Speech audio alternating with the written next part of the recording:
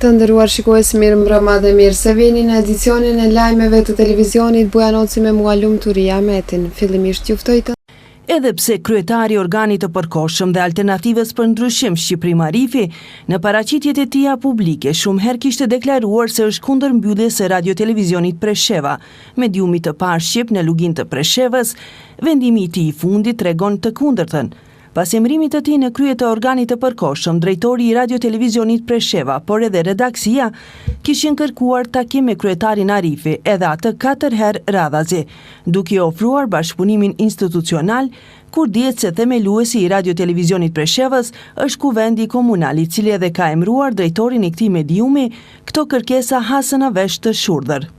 Për çudi është fakti se organi i përkohshëm në këtë medium ka emëruar edhe Këshillin Mbikëqyrës, i cili vazhdon të jetë vetëm në letër dhe pa asnjë mbledhje të mbajtur për shqyrtimin e situatës në radio-televizionin Presheva.